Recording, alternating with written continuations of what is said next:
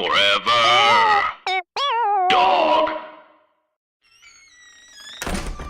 My Sweet Audrina all growed up. This week on the podcast, V.C. Andrews's Whitefern, the sequel to My Sweet Audrina.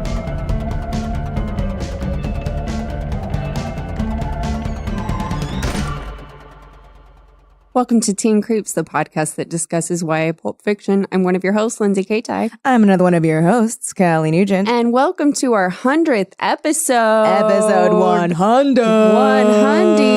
100. Welcome. It has been just a little over 2 years. Yeah, it's been. Yeah. 2 years since we started this. We talk about books and then we became friends. Well, kind of lost that in the middle there.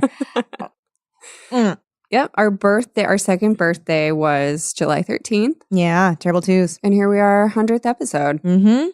Dude, it's been quite a ride. Wild. And of course, ride. We thought to ourselves, well, we have to read the sequel to My Sweet Audrina for our 100th episode. Yes, we definitely planned that. It wasn't just a thing that happened. Or perhaps it did just happen and we were like, what a great coincidence for us. But I mean, I was not as thrilled to read this. Oh, yeah? Yeah. Is that the case? That's weird because I loved it. I thought it was an amazing book. I thought it was well written. Not problematic. Yeah. Definitely captures the tone of the original. Mm-hmm. I thought it was flawless. Mm-hmm. I'd read it again. Uh-huh. I'd recommend it to my grandmother. Did you think it was the perfect length? I thought it was such a good length. Yeah. Did you think it was like, did you think that it like didn't sound at all like the voice of a Goosebumps child? I definitely thought that it did not sound at all like the voice of a Goosebumps child. Yeah. I definitely thought what it did really well was nail tone and location. Yeah. I definitely thought that. I definitely felt that all the characters were true to the original. Yeah. To the first book. Did you feel like this book, you know, like is written by a ghostwriter, but like, did you feel like this ghostwriter had read My Sweet Audrina? I did feel that. Yeah. You're fucking lying. Psych. We hated this book. I fucking hated this this book a lot. Fuck this fucking book. This book sucked. To the ends of the earth. I thought that My Sweet Audrina was traumatic, but it was a good read. It truly was like this ghostwriter did not read My Sweet Audrina in like 30 years. Well, because it was weird because like we're instantly introduced to Arden, who with no explanation really is drastically different than what he was like in My Sweet Audrina. A different person. Way one note. So annoying and boring. All he does is tell Audrina to sign the papers to give over the 51% stake in her father's stockbrokery. Sure. Even her father was not the same person, and he was dead since the book opened. The book opens with his death. There's so much in this book of like, in case you didn't remember, these things happened in the first book. Like there was a lot of like clumsiest way. So it was like a book report. Yes. It was like, and then this. It's like, because back then, my father was telling me I was the second Audrina and not the first, and I felt jealous. Anyway, Arden was pushing me to sign the papers to write over the 51% stake in his stockholdery to him. Yeah. But if my Aunt Elsbeth were here, she would be saying this. My Aunt Elsbeth was mean. She's Vera's mom. The Vera thing. The total lack of Vera hate. I know. Weird, in right? this book makes no sense. Yeah. There isn't what. All right. In case you guys have not listened to our Sweet Audrina episode. First, listen to it. Here's a brief breakdown of My Sweet Audrina. Sure. There's a girl. Her name is Audrina. The story of a girl. Sorry, I don't know why there's like a certain era of songs stuck in my head right now. Are you listening to I Love the 90s? Yeah. Or like, now this is what I call 90s music? No, that's what I call 90s. And she thinks she's 7, but actually she's 9.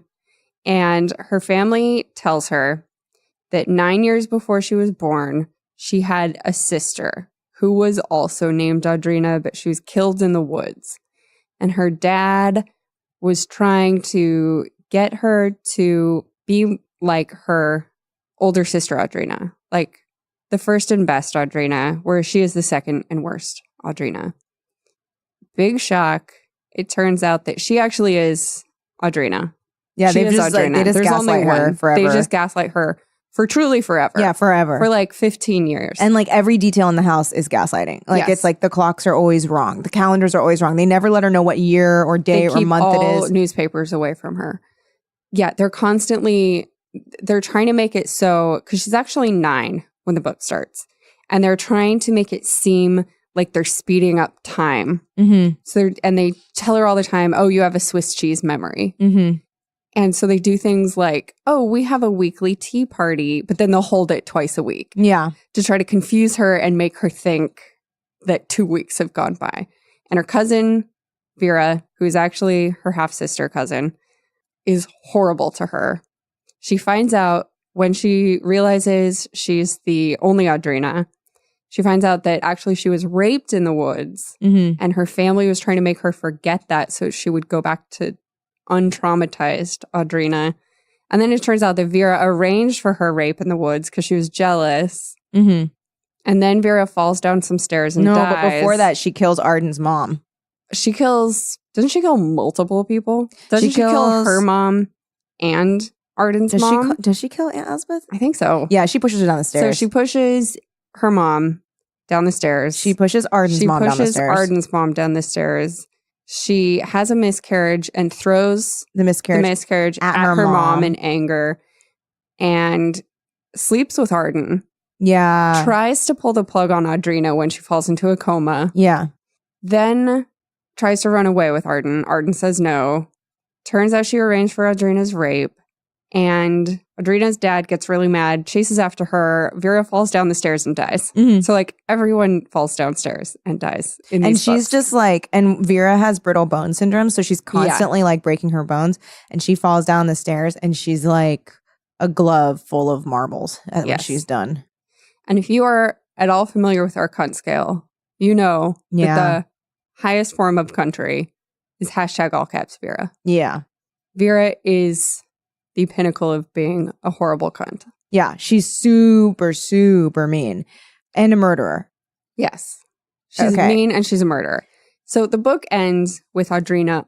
Oh, also Audrina has this little sister Sylvia. who was born premature, Sylvia, who is mentally handicapped. Yeah. She's described as like slow, but I think, yeah, it's like supposed to she's be, like developmentally disabled. Yeah, or she's something. developmentally and mentally disabled.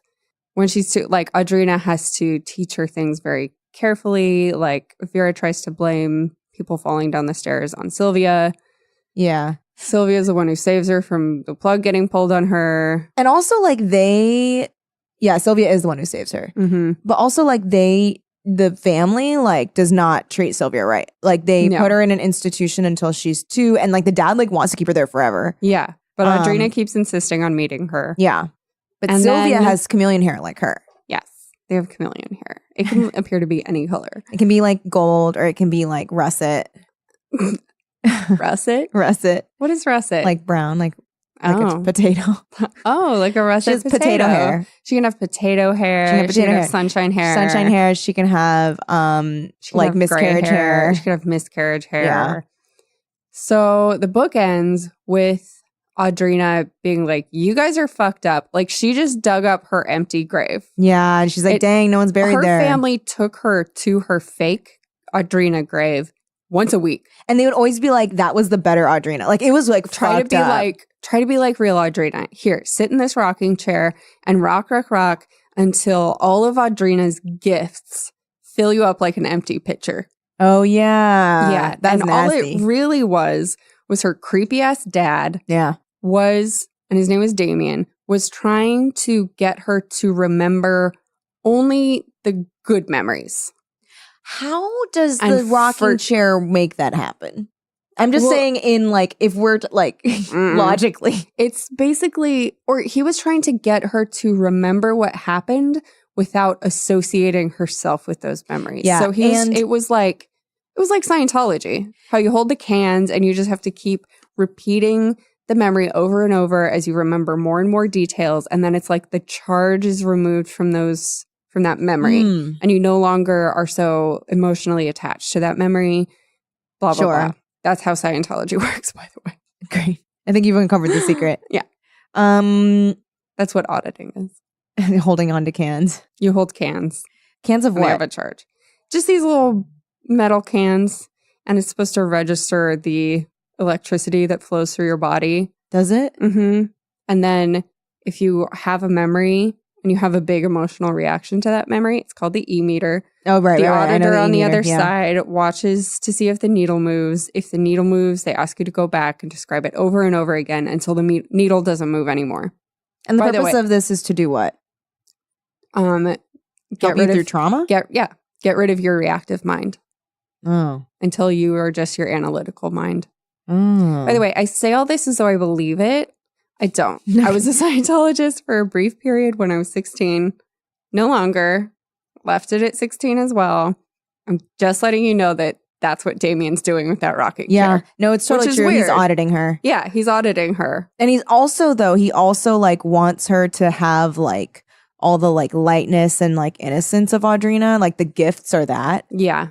But she can't have that. No, because she suffered a trauma. She's Yeah. a different person. But he doesn't want her to But be. he's trying to turn her back into herself Yeah. because that Audrina looked at him and loved him and didn't have problems with men Yeah. because she was gang raped by a group of boys. Yeah. And so she didn't trust men anymore, including her dad. Yeah. And so he was trying to rocking chair audit her. Yeah. Yeah. So the book ends with Audrina going, fuck this. I just uncovered the fact that there is no body in that grave. And my husband raped me on top of that grave. Yeah. It's a fucked up book. So she's about to leave. And then out of nowhere, For no she fucking looks back reason. and she's like, oh, I got a premonition that something terrible was going to happen to Papa. And Sylvia would be blamed for it and end up in an institution. So she turns back and she goes to stay married to her horrible husband, Arden, and take care of her fucking father and little sister. Also, And that's how the book ends. that never comes into play. Like the prophecy thing. No, that was It going to be a never complaint I happens. had. I was like, what the fuck? We never hear about that again. No. Basically, okay. In this book, there like 4 things happen. Yeah. It's mostly like, remember back in the day when Vera was a real fucking monster. And Except but- it's more like, oh, I felt so So sorry bad for her. Vera. but we know what we know about Vera. Yeah. So She's the worst. So it's all like, so now it's Audrina's like grown up. She's married to Arden, living in the Mhm. house. Dad's just died. Papa just died. Yep. They're talking about him as though he's a completely different person. Very weird. They never talk about how manipulative he was, how he how fucked up it was that he made her sit in this chair. Mhm. Like there are it's sort of Arden is like, get rid of the chair. It's really messed up how your dad did that. But it is never really discussed how fucked up it was. Also, like, I know that Audrina is like indoctrinated into this fucked up family, but like when she gets assigned the 51% share in her father's company, and Arden's like, you've got to sign it over to me because like I'm a man and men do this. Her reply is like, how could you go against what Papa wanted? Like, that's her, like, she's like, Yeah. no, we can't do it because that's what Papa wanted. And I was like, Papa always told me that I was capable and I could do anything I set my mind to. Yeah. So then do it. Then do it. Then do it, then you be it. stupid little idiot. She's such a little idiot. She doesn't do anything the whole book. She the doesn't whole do- book. She again lets herself be manipulated and like actively takes part in a huge ruse oh my God. that reflects what That was done to her. Ruse was It is crazy. bananas. Okay. So Audrina, she's Yes. got her sister Sylvia, who grew up and is hot. So hot. And it is such a fucking cheat Yeah. that she's like, she's dumb, but she's dumb like anybody would be dumb. Yeah. Like anybody could be this dumb. She's dumb like a dumb person. Yeah.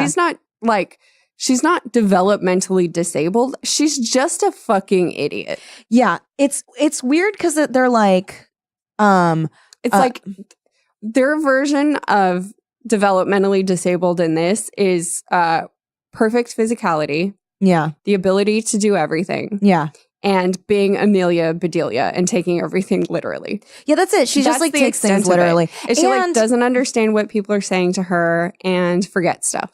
And like they, they're she's just like so pretty. They're just like, they're perpetuating any inability she has to understand things. It's because they shelter her and don't teach her things. Yes. Like if they had sent her to school, I think she would be like the same as Audrina. Yeah. The way that she's written in this book, yes. Yeah. In My Sweet Audrina, she was actually like, she would be drooling. Yeah. She couldn't, like, her motor functions didn't work. Yeah, I remember that. She had a hard time learning words. It took her a really long time to learn to walk. Yeah. But in this book, there was an actual disability there. She's just in this book, she's just like a Barbie. Yeah, she's just like a really dumb, pretty girl. Yeah, she's so hot. Everybody wants to fuck Sylvia. Yeah. Like everybody. Like truly everyone. Truly everyone. And everyone Tries. Just one. The teacher, he doesn't. We thought he did, but then he super also fucked up. Here's the So this is the thing. Mm-hmm. Audrina is like, I have to take care of Sylvia. Sylvia, you like art. I'm gonna have you take art classes, but they're gonna be private and they're gonna be here, and you're still not gonna go to school. Yeah. Sylvia's like, fine, I'll do art classes. Except that that's not her response. Her response is, I want chocolate biscuits. That's right. All right. She's like, Audrina also, like, the things that she would get mad about when she was like, no, chocolate, you messy little bitch. Chocolate biscuits are going to get all over your face. You better make vanilla. Yeah. And she's like, but I like chocolate. And she's like, you dirty little, you messy. I don't want you embarrassing me. Perfect breasted sister. Because Audrina's been run ragged by the world. I know. So she doesn't let her make chocolate biscuits for this teacher. And so then when the teacher shows up, all she fucking talks about is chocolate biscuits. I know. That is not a disabled person. Yeah. I just felt it's like... just a dumb weirdo. I just felt like this... you know what the thing was? I don't think this book... I can't believe I'm about to say this. Was like sensitivity read, because none of it rang true to anything. No. Like nothing. It was barely a story. Oh, not even. Like things happened, but there was no arc. There was no building of tension. Yeah. It was Audrina has a sister that's hot. Arden starts kind of being like really nice to the sister. She finds Audrina, finds Sylvia. You fucking idiot. I know. She's stupid idiot. They're like, he's being nice to her. All of a sudden, he used to be so mean to her. And then she finds Sylvia like naked in her room twice. And then like Arden like gives her these like tranquilizers, and she keeps seeing like Arden like whispering through the door to Sylvia. Meanwhile, Sylvia during the day is like, Papa's been speaking to me at night. Yeah, Papa says a baby's coming. Oh my God. Then Papa told me to draw the baby. Oh, I know. She's like Ralph Wiggum dumb. That's what it is. And then the baby looked at me. The baby had red eyes like fire. And I looked at the babies, and one of the babies smiled at me. And then, what's her name? Sylvia starts like glowing. Yeah. And Audrina's still. Suddenly she's like, wow, her breasts are even better. It's very weird. She's like, wow. I thought she was well endowed and beautiful before. But now more so. Her breasts are globular. Her eyes are bright. Her hair is so chameleon. She looks straight up so silky. Fuckable. Yeah. Like I rate my sister 100% fuckable. 10 out of 10. 10 out of 10 would do fuck business. So she also, okay. Oh, meanwhile, she's like, you're going to take art class. Teacher comes in. He's like, wow, your sister's beautiful. Like, it's like the first thing he says. He's like, she's beautiful. And she's like, do you want chocolate biscuits? And he's like, you're beautiful. She's like, great. Fuck you. It's your fault I can't have chocolate biscuits. And the whole time Audrina's like, what? Like, Sylvia, you're embarrassing me. I know. So then, like, she walks in on the art teacher, I think Mr. Price, drawing Sylvia naked. Mm-hmm. His wife's excuse for that at the end of the book is so fucking stupid. I hated his wife. I was like, first of all, how dare she go over there? Fuck you. Yeah, how dare she? Okay, so we keep learning throughout the book. Okay, Price. He's drawing her naked.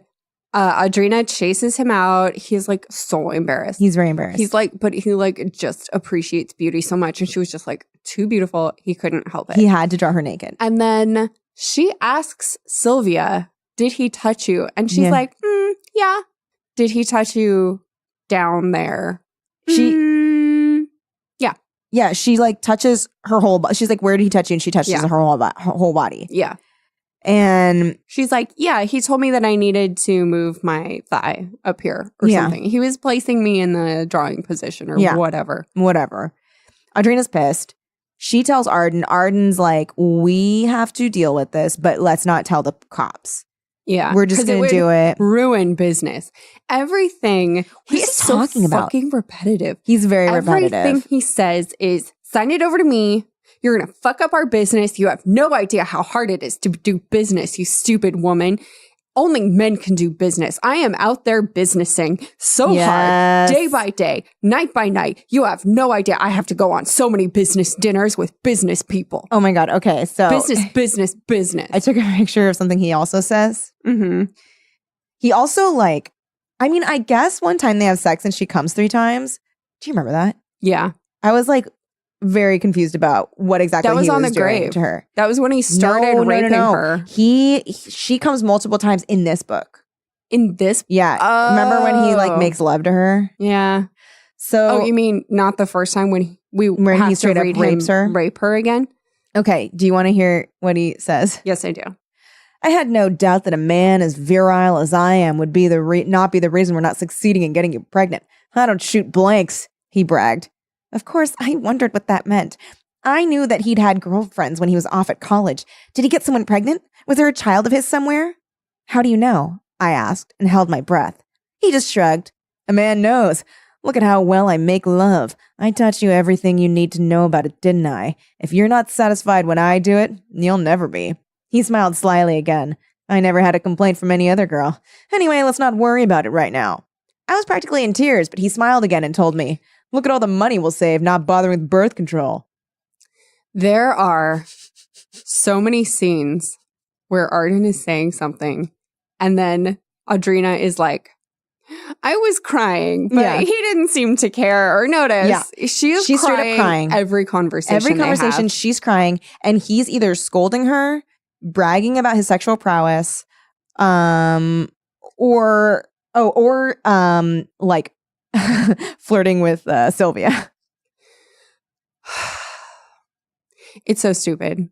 She's so stupid and dumb. And I hate her. Audrina's so dumb. I can't believe she didn't see that he was having sex with with Sylvia. So like blah blah blah. Art teacher's driven off. Arden goes and yells at the art teacher. But then they find out that the reason Sylvia looks extra fuckable now is because she's pregnant. Yeah. And Audrina reasonably assumes it was Mr. Price. Yeah. Because it had been indicated to her that Mr. Price had touched her. Yeah. So she was like, oh, that's where it came from. However, before that happened, Arden had all of a sudden started being extra nice. And she'd walked in on Sylvia being naked in the morning. And he was like dancing with Sylvia. Yeah. He was like complimenting her. Like kissing her head. Whatever. Ew. Remember when, and this is right after he finds out that Sylvia's pregnant. Well, first, okay. He's like, oh, what we can do is like pretend it's your baby. And Audrina's like, what the shit? Yeah.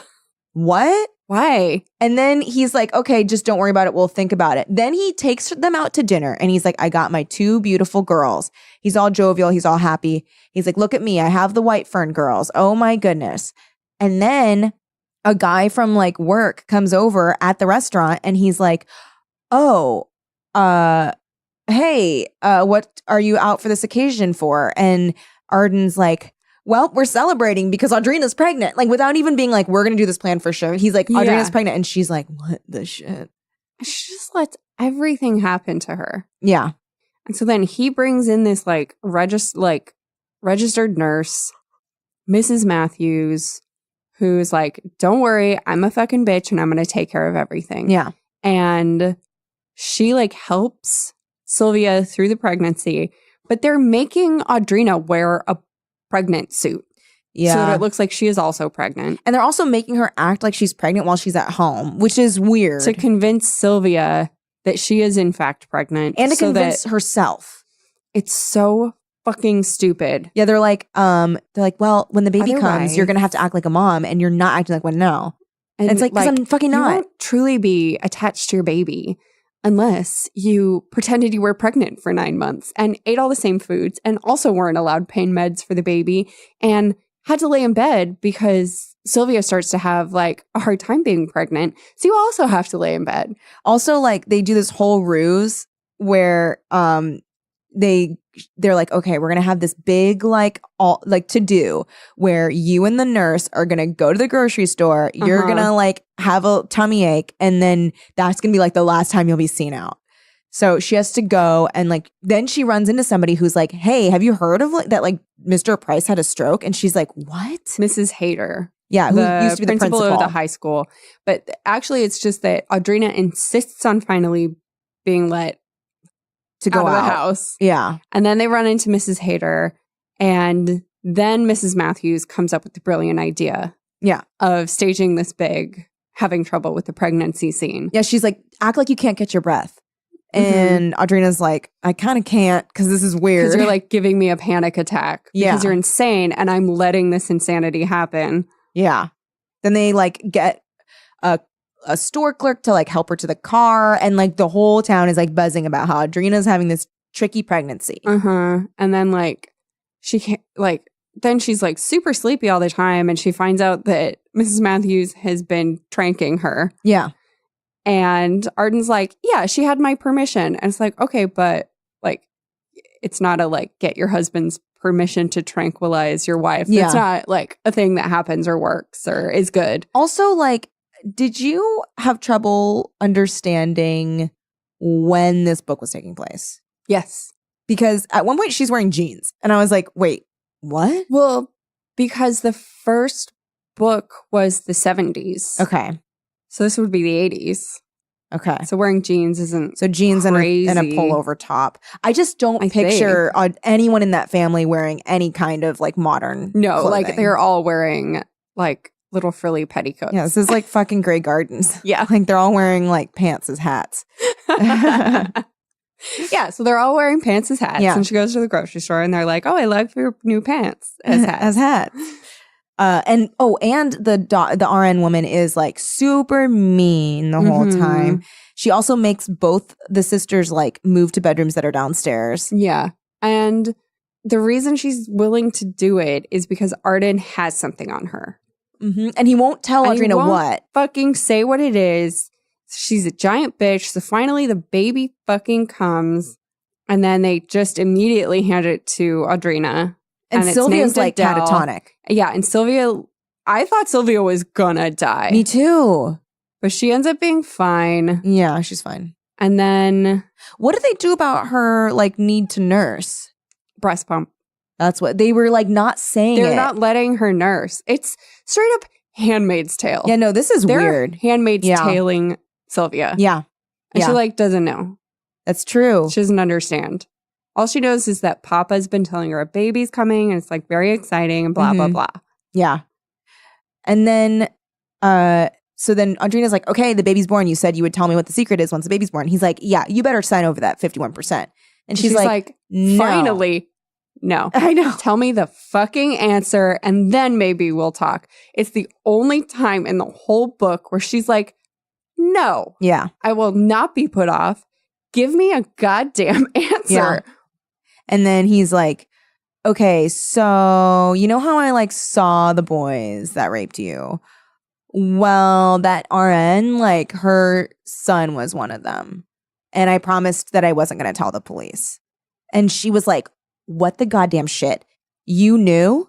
You knew and you didn't fucking tell me? And then they start like kind of struggling on the same stairs that everybody fucking dies on. They're kind of struggling. No, first, fucking Mrs. Price comes over. Oh, right. Okay, before that. Yeah, before any of that's found out, Mrs. Price comes over. And she's like, well, I think it goes find out about Mrs. Matthews. No. I think Time it's passes. before. You think it all happens that one night? I think so. Because she is pretty mad that night. I thought it was different nights. No, but you're probably right. the thing that happens with Mrs. Price is that she finds out who the dad is of the baby. Yeah. So she's mad at him for that, which I think she doesn't know yet about the That's what I'm Matthews saying. thing. Is like, yeah. I think the Matthews things, that comes first. Because she's like, yeah, we'll talk about the papers.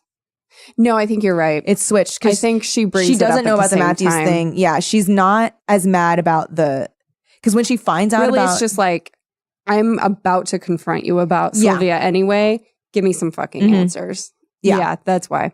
You're right. So before that happens, Mrs. Price comes over and she's like, hey, I just need you to know that like, since my husband's dead now, well, like I promised him. I had to tell you guys that like he got really like his life was ruined because of what you guys did.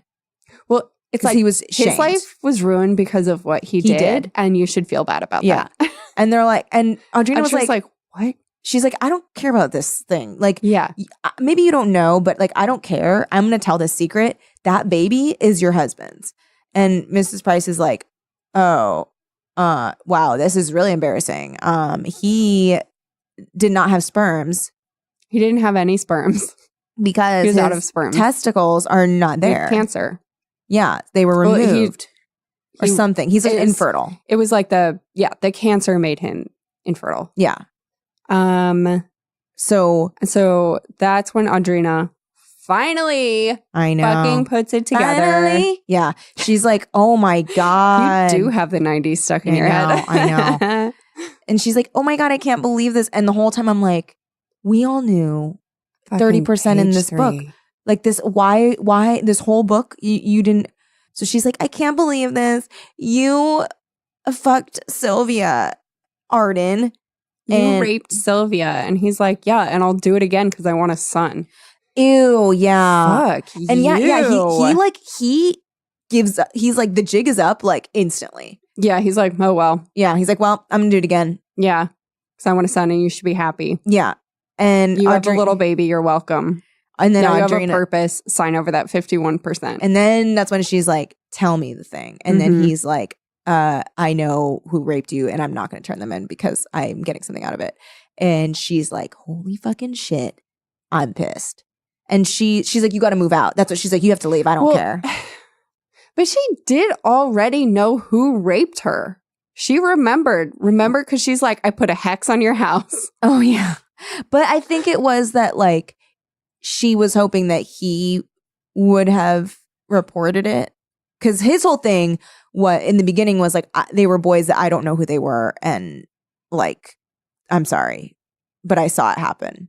So I guess maybe she's like, he should have like stood up for me and like, I guess pointed them out. I blame the ghostwriter for this. Yeah, it's I think it's his fault. holes. I think he wasn't putting it together. He's like, oh, and then it'll be like he had it on the mom that like her son raped him. Yeah, but she called out who all the boys were because they all attacked her in the woods. How come? Yeah, I remember she like they just named never them. didn't. They never did anything because then she was an adult, right? And then also like because like, and then again like the mom doesn't really have to worry because like time is way up for legal recourse. Yeah. Well, I mean, is there what's the statute of limitations for a violent crime? I think. Okay. And wow. So it's different per state. Mm-hmm. 34 states have a statute of limitations. 3 to 30 years. 3 years? Are you kidding me? Yeah. I think there should never, for violent crimes, I think there should never be a statute of limitations. Agree. Hawaii is 6 years. California recently voted to repeal its 10-year limit on all felony sexual abuses. Oh, good. Bill still has to pass Senate and governor before it becomes law. Alabama has no statute. Alaska has no statute. Arizona has no statute. Then it's Arkansas. They're in the South. I just don't remember which state. Arkansas has 6 years for first degree. Oh, I see. Second degree. I thought it was second time, third time when I was reading it. Yeah. Okay, Well, so anyway, Audrina of the first book knew who raped her. right. So that being a whole thing in this book makes no sense. Yeah, because then she knew too. She knew too. She also could have done something about it. Yeah. So blah, blah, blah. That's like the big thing. Oh, and also like she helped him take care of a college pregnancy. Oh, the nurse. So yeah, Mrs. Matthews, Yeah. blah, blah, blah. So he's just been cashing in on this rape knowledge for decades. Yeah. Yeah. And then they're fighting. He goes up the stairs. And Audrina's kind of like in front of him. And he's like hurting her. Yeah, he grabs her and he's like shaking her. Yeah. And then Sylvia comes over and she's just like, "You're hurting Audrina." And just straight up pushes Arden down the stairs. Yeah. He dies. Just like every fucking other person in this fucking house dies by falling downstairs. Yep. Police come and she convinces Sylvia to think that she tried to help Arden. Mm-hmm. And then like we happily ever after. Yeah. And then it's her and Sylvia and Adele. And Adele, the baby. And they live happily ever after. She has like none of the same thoughts. Arden, while he was like a horrible monster in the first book, he was also really lovesick, like so in love with Audrina, worshipped the ground she walked on, treated her generally, like put her on a pedestal, which was its own form of mistreatment. Mm-hmm. He does not care about her in this book. No, he doesn't care at all. Why? And why is she letting her dad off the hook entirely? It's like the tone of this is like, "Oh, my dear papa. Oh, he's left me and we're all so bereft of and Sylvia was ever so attentive to him. And now she misses him ever so." It's so fucking stupid. The man crazy. put Audrina in a rocking chair every night, took her to a fake fucking grave. Yeah. She ends the last book really upset with him. Yeah. So then what? For the next decade, he got a free ride? He got a free pass on having done that? No. Not unless you give me details about what those 10 years were like. Yeah. That's the thing. I was like, what happened in these 10 years? Because a lot can happen in 10 years. But like, you need to explain why Audrina has regressed drastically. So hard. No one is a full character like they were in the first book. Yeah. Arden, everybody's just broad strokes. Yeah. All over the place. Yeah. There's no creepy tone to things. It's not the gothic melodrama that V.C. Andrews is actually known for. I don't know how this man was chosen as the ghostwriter. There's no atmosphere in this book at all. Zero. It literally like it is like a fucking vacuum. And like for the book is called Whitefern. In My Sweet Audrina, the house is almost a character. Yeah. And he like pretends, he like pays lip service to that for like 2 seconds. But half the time I don't even know what room they're in. Unless they're in the cupula. What is that? Cupola. Cup of noodle. So there's like a page. Guilt, in fact, hovered in every corner of Whitefern, our family home, like invisible spider webs trapping every happy thought to make sure that unhappiness dominated our lives. I had wanted to run from the mansion and never set foot in it again when I learned the horrible truths that had been whirling around me all my life. The grave for the so-called first Audrina was in the Whitefern cemetery nearby, a grave I was taken to often to visit and hear about this mythical sister. The grave was, in fact, empty. What an elaborate ruse. Who wouldn't want to get as far away from it all as fast as she could? I had to find a deep well of forgiveness from which to draw the understanding and tolerance that would enable me to continue to live here, to accept Arden again, to pity my father and even my ruthless, jealous cousin Vera, who I discovered really was what she claimed to be, my half-sister. Blah, blah, blah. They'd all fallen down the stairway, blah, blah, blah. It was as if Whitefern wanted to dole out justice or attack deception and had the power to do so. Maybe such thoughts had flashed through Papa's mind when he stumbled backward on the stairway. It wasn't difficult to accept the idea that my family home was alive and conscious of all the intrigue and pain that went on within it. It was and remained right up to today an impressive Victorian gingerbread house. And then it describes the features of the house, but it seems like obsessed with like Arden was trying to modernize and Audrina and her father were against it. That's all that's said about the house for like the whole rest of the book. Yeah, in My Sweet Audrina, like there was feeling to the house. Like there was So attitude much. and mood Yes. and like what about the like she's like, "Oh yeah, there's like a sexual painting on the wall." It was like it. But like God, remember In the the first parlor book, where yeah. like where the photo of Aunt Mercy Marie in Mhm. that parlor, and then like the fainting couch where the mother would read romance novels and like And the later oppressive- Vera would masturbate on Yeah. and make Audrina watch her. yeah.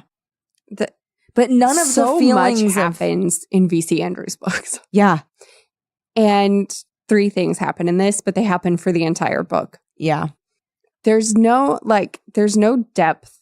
V.C. Andrews is so descriptive. and there were passages in the V.C. Andrews books that I'm like, oh, this is a really beautiful passage. She was an excellent, like, she had a way with words. Yeah, Like the beginning sentence of My Sweet Audrina. yes. I meant to bring both books and I Yeah, fucking forgot.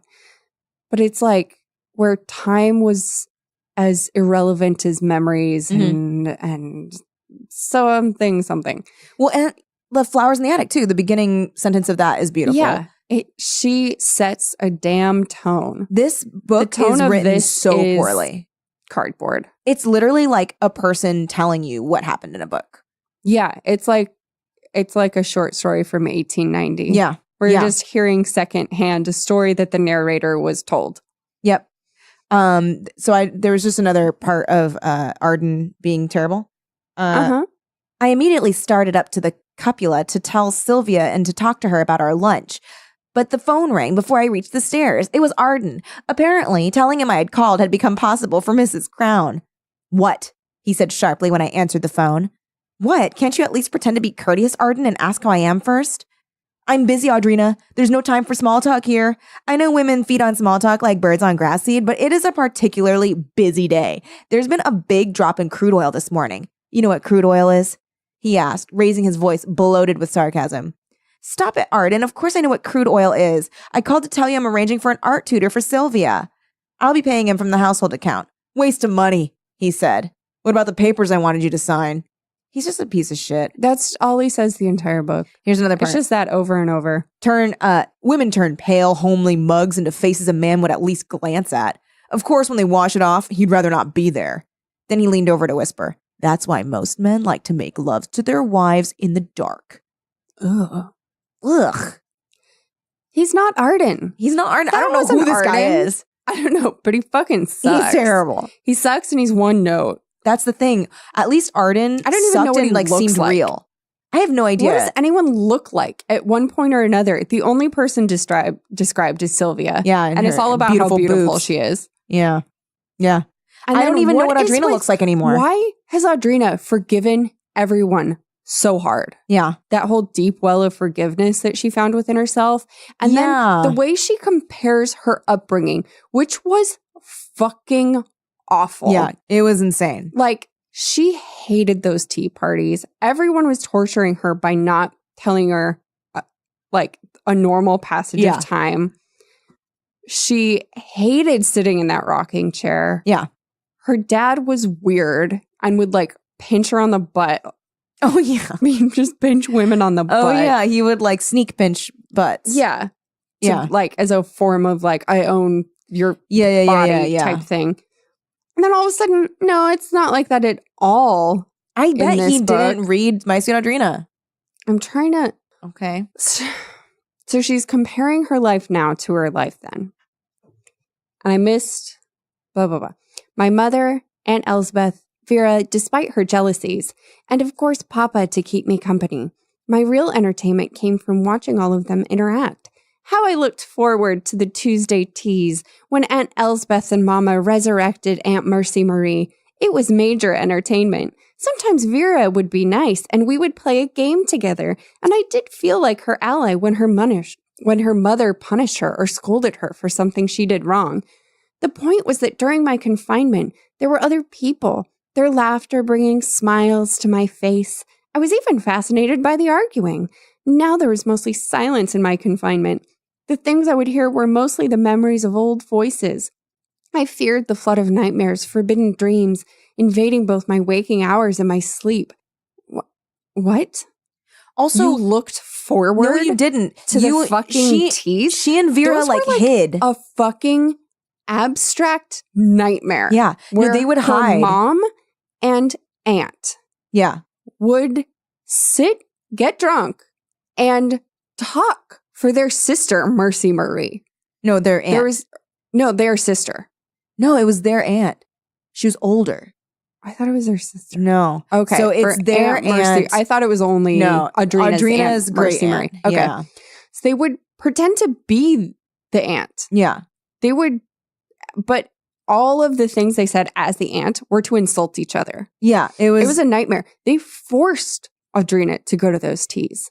and Vera Audrina would skip school to go to the teas because she was fucking crazy and Well, and wanted, she to wanted be to be present part of for it. that. But they didn't play games. No. They never played games Also, together. Vera Audrina- wasn't nice to her. Vera would do things like take porn magazines, cut up all the Oh, yeah. photos, and then coat them in glue and lay them on Audrina's bed so that when Audrina went to even move them off her bed, they would stick to her fingers. And then she'd call their father in and be like, look, Papa, she's been looking at porn. Remember when I arranged for her rape? Yeah. That was Vera. Yeah. Vera also would constantly Audrina was constantly scared of Vera. And Terrified. we don't have any of that in this book. No, she's completely forgiven Vera. Vera tried to kill her Maybe it's rose-colored many glasses. times. No, what it's like is he's never read He's My never Sweet read My Sweet Audrina. Audrina. That's what it's like. He's never, Yeah. or he read it when he first got hired as the ghostwriter. Yeah. And then in 2005, he was like, I probably don't need to read that again. Yeah. That's insane. It's But insane. also, how could you To forget? be like, sometimes Vera would be nice to me and we'd play games. How I looked forward to the entertainment. Yeah. Yeah. No. Yeah, no. Unacceptable. It was there are only 4 characters in this book, too. Yeah. Maybe even just 3. So we've got Audrina, Yeah. Sylvia, Arden. Arden, And then the Mr. Price, Mrs. Matthews, Mrs. Price, Mrs. Hader, and then that one guy who talks to them at a restaurant. Yeah, and his dad. So 8.5. Yeah. 8.5 characters. Yeah. But I mean, also 90% of the book is only Arden and Audrina and Sylvia. Yeah. In the house. In the house. They don't even leave. Pretending that Audrina is pregnant. She never leaves. That's what she's talking about in that fact- passage I read. She's like, at least back then there was entertainment and the happy smiles of my crazy family. Yeah. No. Yeah, no. It was like a hell house. It was a And- hell house. and she lived in a fun house where the mirrors distorted everyone. yeah. Time had no meaning. There was no she never knew how old never she knew was. how old she was. People acted insane and she didn't know why. Vera was always doing all these weird sexual things, taunting her about having been gang raped and not remembering it. Yeah. She was always trying to remind Audrina of it. Yeah, she was trying to remind her of her trauma. And then Damien would get pissed off and beat the shit out of Vera. Who had brittle bone disease. So she was She would go to the constantly hospital. broken bones. It's that's the house she's looking back to going, oh, to be young again. I know. Also, the fact that she has to wear a fucking fake baby bump for also, okay. You know the part where she like, Sylvia's like about to give birth and she's like, oh, the baby's kicking. And then she feels Audrina's stomach and like does not realize it is fake. Yeah. How does she not realize it's fake?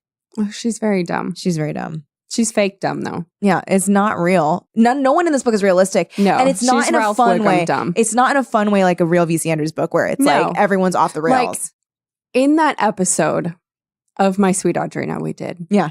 We both felt mentally fucked up. Yeah. It took us a good couple of weeks to recover. Also because from having read that book. Because it was well written and it was fucked up. Yeah. I think, and like the characters were so three-dimensional that like you did feel bad for Vera, even though she was straight up evil. Like I felt bad for her for sure. Yeah. Even though she was evil. And then all of the other like triggering stuff in it.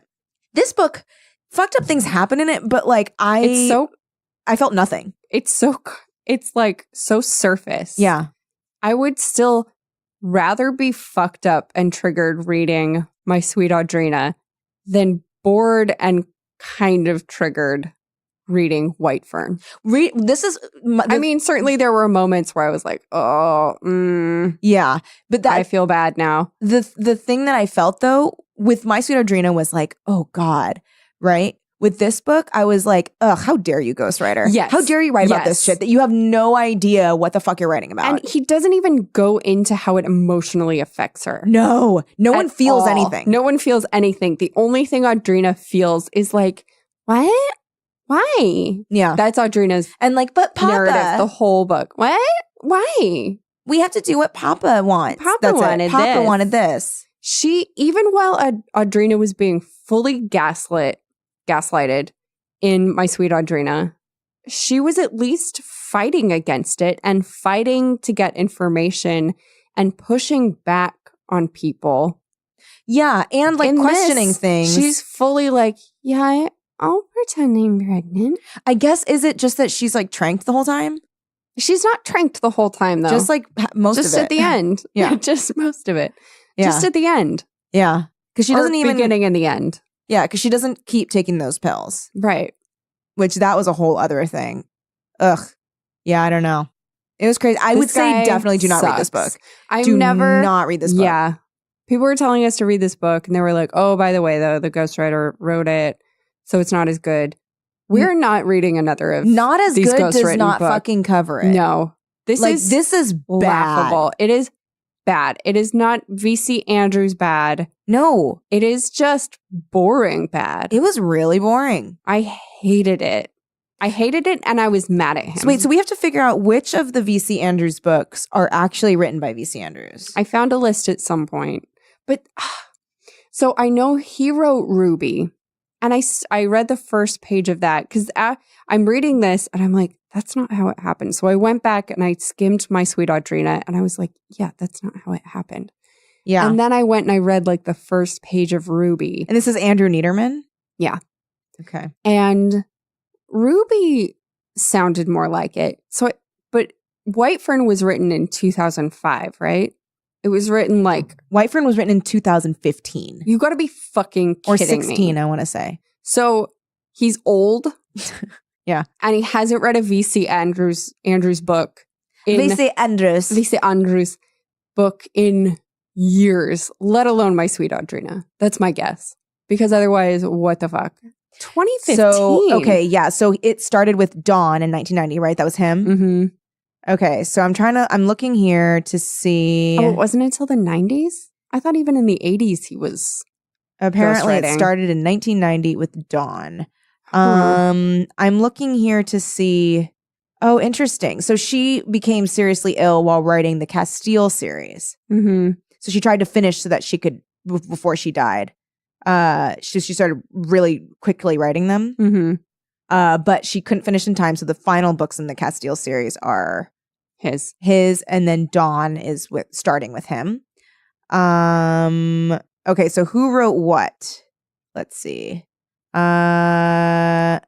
So she wrote Flowers in the Attic, Petals on the Wind, If There Be Thorns, Seed of Yesterday, My Sweet Audrina, Heaven, and Dark Angel, and Gods of Green Mountain. He wrote, this is of what? I'm sorry, this is of a select amount of books. Somebody told us to read, I think, Garden of Shadows, because that's the grandmother story from the Dollenganger series. That's Niederman. I'm not reading it then. Fallen Somebody Hearts, told us Gates to of read it, and I Paradise, was like, Web of oh, Dreams. I'd love to read her story. I'm not reading it. Interesting. Okay. I refuse to read this So he wrote shitheads. Ruby? Yeah, I think so. Pooh. I have Ruby. Me too. I bought it because the back of the book seemed crazy. Yeah. Is that the one with the witch doctor person? Yeah, I think. Okay. Yeah, because I saw you had it, and then I got it too. I bought it for like 79 cents at a me too. thing. Yeah. Dang. It was so bad. Yeah, it was really bad. Look, I want to cover those books. You guys, I refuse to go through this again. This was pretty badly it was written. Offensive. This was like the laziest I've ever seen of any kind of ghostwriter. And we read the Hardy Boys books. Yeah. More happens in a Hardy Boys book. I'd rather read a Hardy Boys book than this again. Yeah, for sure. Yeah. For sure. Yeah, I don't know. Like, I want to like find a complete Sweet list. Valley High has more Sweet Valley High plot. is amazing. It's amazing. It's amazing. Oh, here we go. Complete VCA, the library. Is this what you found? Oh my God. Maybe. Yeah. Okay. So this is, they put a little heart next to books written completely by V.C. Andrews before her death in 1986. And then Diamonds. Oh, I thought she died earlier. Written by the ghostwriter. And then all books after and including Dawn are written by Andrew Niederman. So she wrote all of Dollenganger except for Garden of Shadows. Damn it. She wrote My Sweet Audrina, 2016 as Whitefern. Last year? He wrote this shit 2 years ago. last year? 2 years ago. It's 2017. He wrote this last year?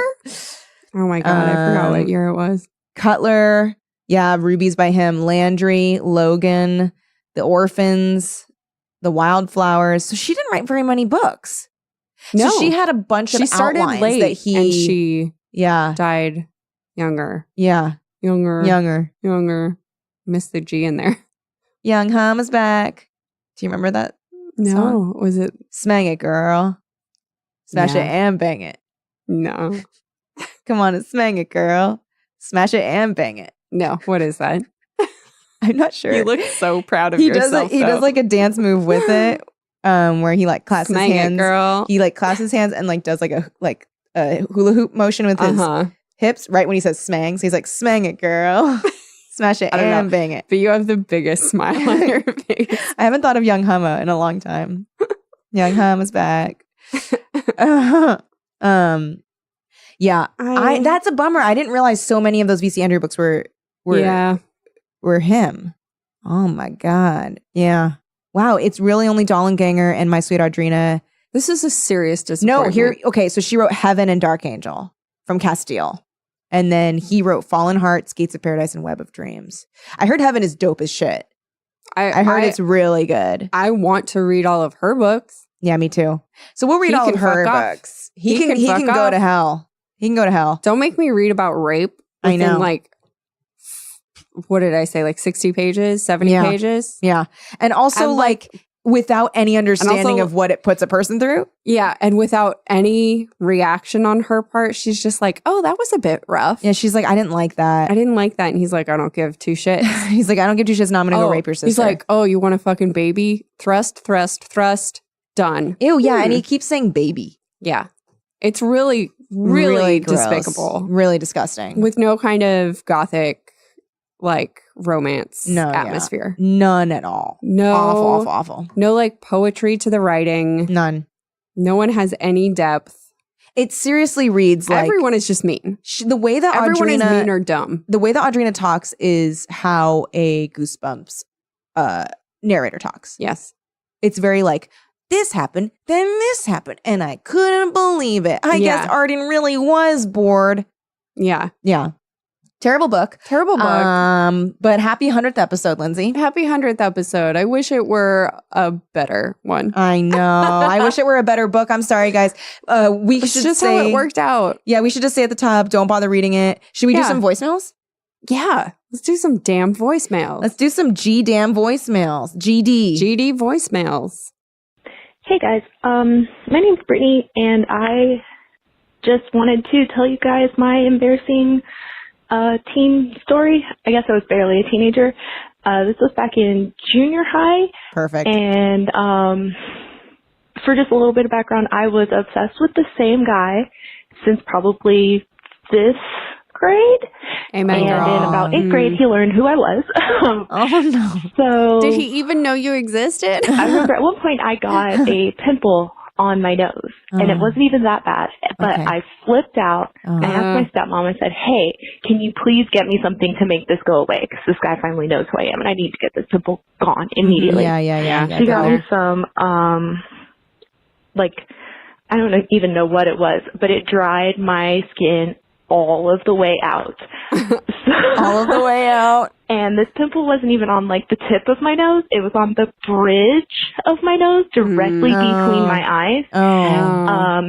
So eventually I had a huge patch of dried, looked like a scab right between my eyes.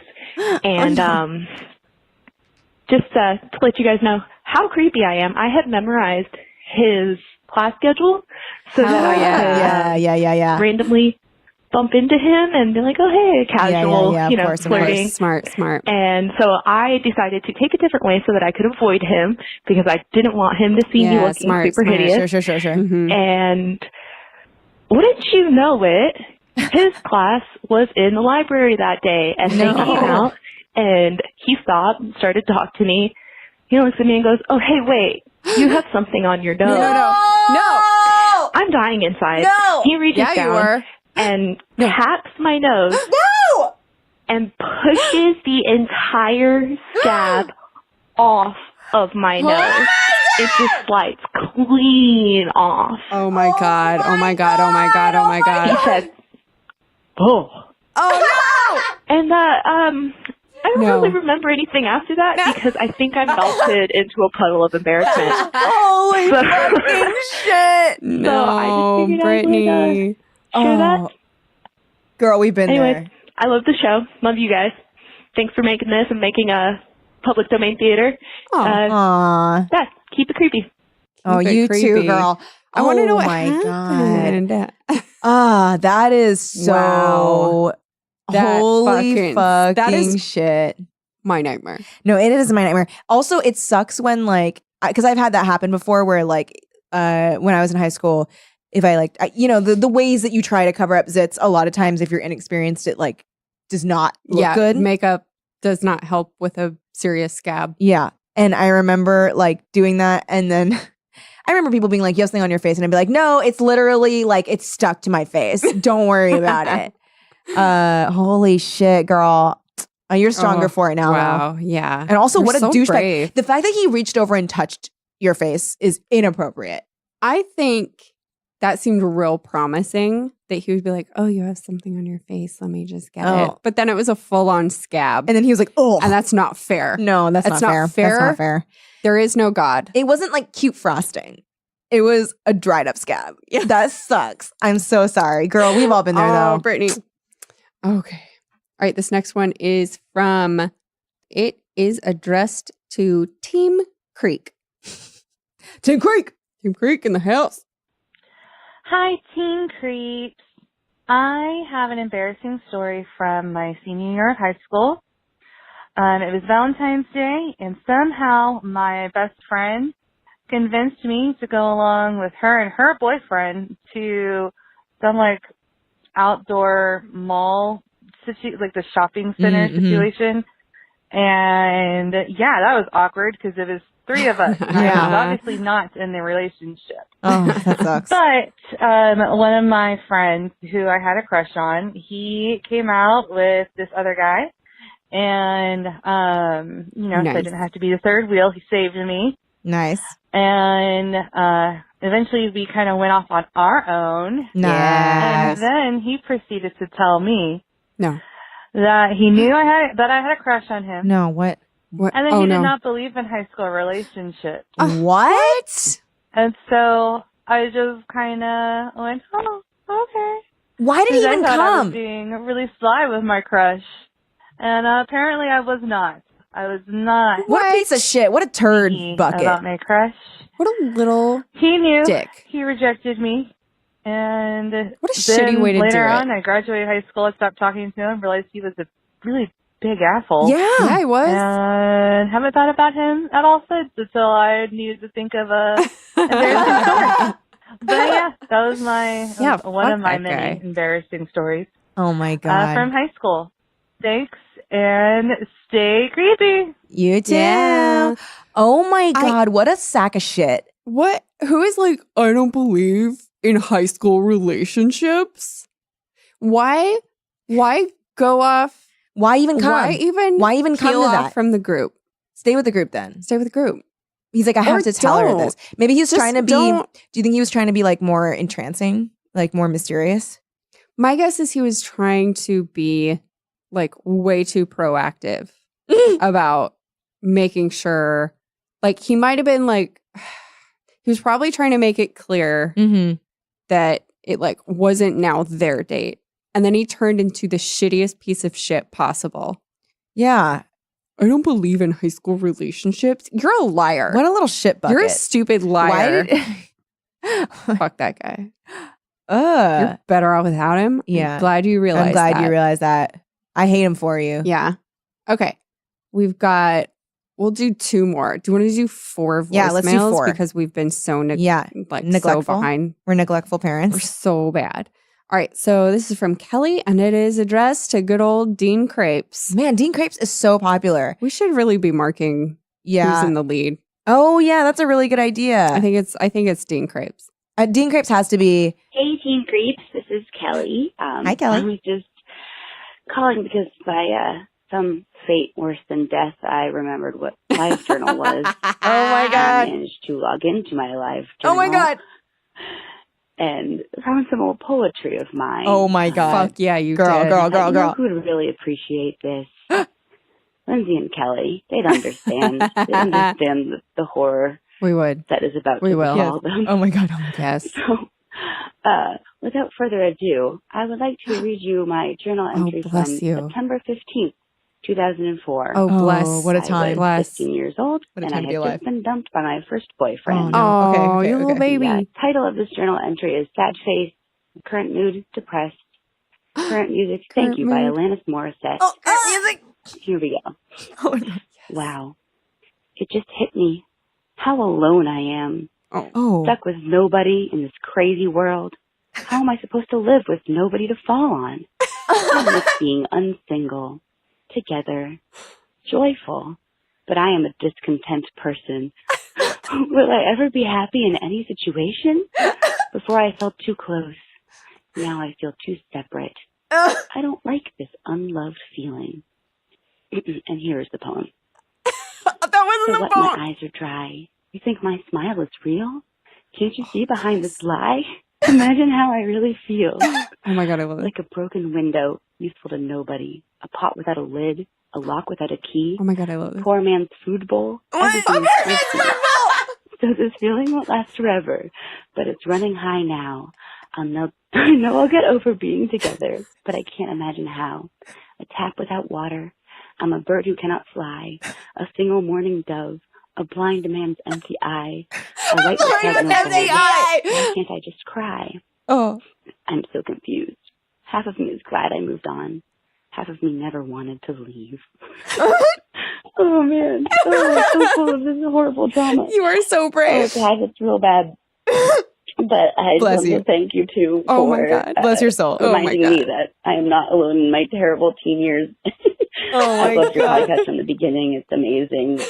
Keep it up. You guys Oh, do thank such a you, good Kelly. job. Oh, God. Kelly, this is. That was so good. That was. That was so good. Wait, what was it? A poor man's empty bowl. No, a poor man's food bowl. A poor food bowl. Food bowl. A blind man's empty eye? No, an old man's empty eye. No. Blind man's empty eye. A blind man's empty eye.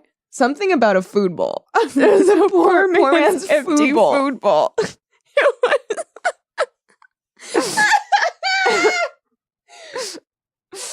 Yeah. Poor man's food bowl.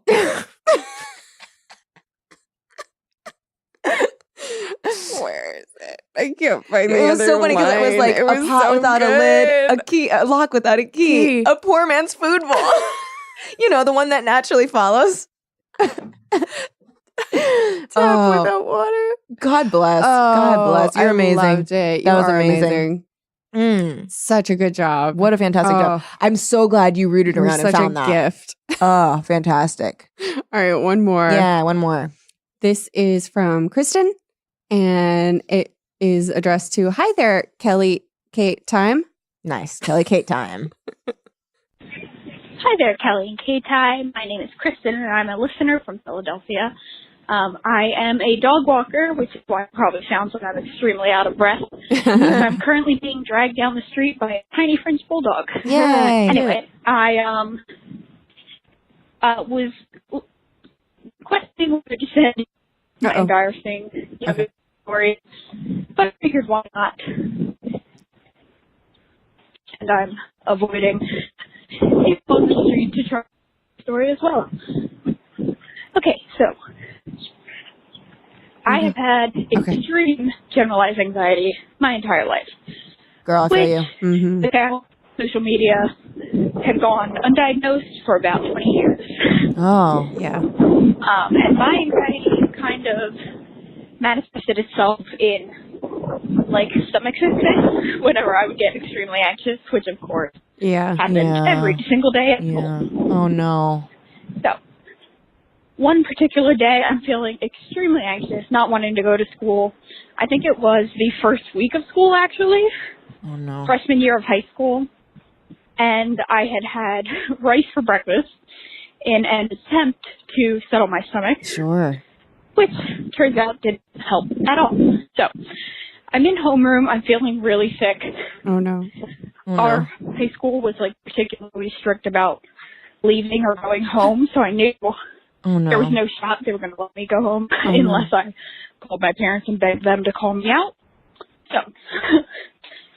So I'm sitting there in the desk, and I have that pre-sick feeling. Oh, no. My mouth starts to water, which is, sorry if I'm getting, like, No. I know it. Totally descriptive, but no. It's my most embarrassing story, so I it. figured I'd really amp up the embarrassment. And it also happens that my next class was Spanish with the guy I had a crush on. Oh, no. Of course. If you can see where this is going, it's piling on me. So, I had this class, and now the feeling is getting even worse. I'm plotting. Okay, the feeling's getting worse. We're losing. I set down my books and my pencil case and all my crap on my desk. Okay. And then I sit down because not only does my anxiety cause my stomach to be really sick, but it also causes me to panic and fear that all people hate me. Sure. And especially my teachers. Yep. Yeah. So I didn't want to miss class for fear that my teacher would take it out on me. Yep. So I sit down. Oh, no. The 3-minute mark hit. Okay. But she followed up. Okay, good. Okay. Cool. So Kristen from Philadelphia rejoins us. And I just realized that was way too long for a voice message. So, continuing, this is Kristen from Philadelphia. And so I'm sitting in Spanish class. My crush walks in. He's an adorable, nerdy, little twink of a thing. Yeah. Perfectly my type. Nice. I would say doesn't know I exist, but we actually did that faux dating thing in 5th grade where you kind of exchange numbers and all you do is like play Club Penguin on the weekend until you break up. So he walks in, and all of a sudden, I puke all over my desk. No. You puke all rice? over my books, my pencil case. Oh, no. So much so that it is now spilling over onto the floor. No! How? I'm completely mortified. You just had rice. So all I can do is just stand there staring in horror and covering my mouth. Oh my God. Luckily, we were one of the first couple people in the classroom. Oh no. And this saint of a human being puts down all his stuff, comes over to me, asks if I'm okay, and then starts picking up my books and pencil case and bag. This is a dream person. Says, go ahead to the bathroom. Oh my God. I'll take your stuff for you and bring it to the office. And now you're married? So he's handling my nearly puke-covered items. Oh my God. Which is making me even more embarrassed because but also more in nothing love? says I want to date you like having puke all over your hands. Oh, wow. So he cleans up all my stuff.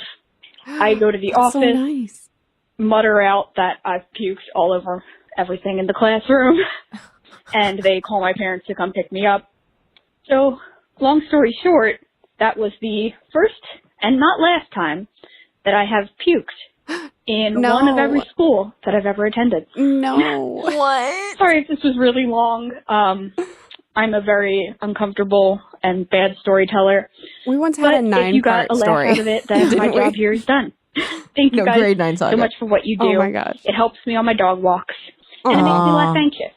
So stay creepy. Bye. Bye. Oh, Wow. thank you so much. What happened with that guy? Yeah, that guy sounds like a though? dream guy. I can't believe you didn't tell us what happened with that guy. He handled all of your puke stuff. Yeah. I gotta know. I hope he wasn't horrible and now this is just dredging up more trauma. But that guy sounded fantastic. Yeah, he sounded amazing. What a prince. Seriously, Truly, what a prince. what happened with him? Yeah. Like, I need to know. I need to know, where is he? Where does he live? How is he doing? Yeah. I'll tell this story real quick. Sure. So I talked about the guy I had a crush on who I worked with at the movie theater. We went and got breakfast together. Oh, yeah, Comic-Con. yeah. And it was very pleasant. And I felt very bad for baby Lindsay for being so fixated and not letting herself be happy with others. I was like, oh, well, this is very nice and normal. Yeah. This was so normal that what was my problem? I know. Well, teenage years they're hard, very hard. especially when you have an undiagnosed depression syndrome. Yes. You never heard this? Hey. It's a banger. Oh my God. Hey, Tommy Scratch me. Tommy Scratch me. Hey, little lady, how you feeling? It's Humaboo at the Okay. crib, Just chilling. Trying to Turn it figure up, out what I'm if you gonna can. do today. How Okay, about you good. throw on something sexy and come my way? I got a treat for you and you're gonna like it. I hear those giggles, go ahead and get excited. hear those You say in giggles. bed that your man is a lame guy. Having sex with him is just like watching paint dry. Damn, I really hope that ain't true. But if it is, here's what I'm gonna do for you. And when you get here, I'm not just gonna bang it, I'ma smash it too. So let's just say I'm gonna sing it. Let me smack it, Oh girl. my God. Smash it in. Oh my Let me smack God. it, girl. Smash it in, babe. Let me smack it, girl. I have Smash never it in, heard smash this. it in. The way I work that kitty gonna make your heart sing. Let me smack it, girl. I'm gonna make your heart sing. Let me smash it in, baby. Let me smack it, girl. Smash it in, baby. The way I work that kitty gonna make your heart sing. Now are you ready, baby? Then let's Work get that crazy. kitty. Hope your muscles Yeah. warmed up. You can't be lazy. Wait, hold on. We have to This skip is to when what I Flint like. Fossey comes. Flint Fossey brings a new energy. It is as if you've made all of this up, but also manifested Oh, it. here he comes. Here he comes. Flint Fossey. Let me smack it, girl. Hey, smash it in. The way I work that kitty gonna make your heart sing. Flint Fossey, no coordination. Smashing and banging is my favorite combination. Kiss it to your toes till you get that sensation. It's a love scene, baby, with no communication. Baby, got mine's off now to the next location. Baby, I need inspiration, your mouth fixation. This isn't Smacking them real. jaws is my life This separation. never happened. This was What year? let's see. 7 years ago. Oh. 15 million views. Wow. So was this on the radio? No, I just saw it. Okay. I heard it because my This roommate makes played it a lot. sense. Okay. Now I see. I would not say this is a top 40 hit. Okay. I was like, I truly don't remember this. No. I don't know what's happening. Uh, This is a YouTube thing. Yeah, it's a YouTube song. I mean, for a YouTube song, yeah. It's pretty... No, it's pretty smanging. I wouldn't have been surprised if it was on the radio. I just didn't remember it. Yeah. Yeah. Gonna make... the way I work that kitty, gonna make your heart sing. Oh, Dear man. Well, so that was My Sweet Audrina. No, Whitefern. Well, thank you to our callers. We love when you call us. Get better about the voicemails. Yeah, we will.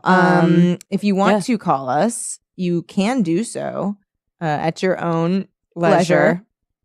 I love that we both said leisure. Girl. Do keep in mind that it's 3 minutes long, but you are welcome to call back. Yeah, you can do part Just 1, part 2. Just like a warning that it will cut you off at 3 minutes. But you can call us at 747-333-6995. Again, that's 747-333-6995.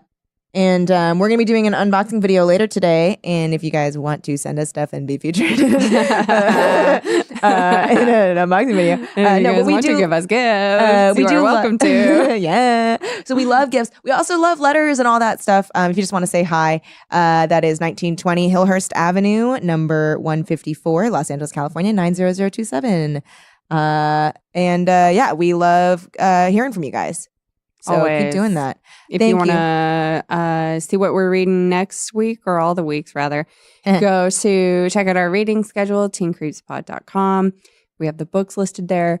Again, please do not feel the need to read the books. You don't have We're to. just put them there for the people who do want to. Yeah. Thank you so much to our Patreon subscribers. You guys make our show possible. You are basically producers of our show. We really appreciate that you help keep our show alive. Yeah. If you want to get in on that good stuff, it is patreon.com/teencreeps. And if you want to follow us on social, it is at Teen Creeps Pod. That is on Twitter, Instagram, and Facebook. Yeah. Yeah. So keep being you. We love you. And is that it? Keep it creepy. Smeg it, girl. Do not even. Forever Dog. This has been a Forever Dog production. Executive produced by Kelly Nugent, Lindsay Katai, Brett Boehm, Joe Cilio, and Alex Ramsey. For more original podcasts, please visit foreverdogpodcasts.com and subscribe to our shows on Apple Podcasts, Spotify, or wherever you get your podcasts. Keep up with the latest Forever Dog news by following us on Twitter and Instagram @ForeverDogTeam and liking our page on Facebook.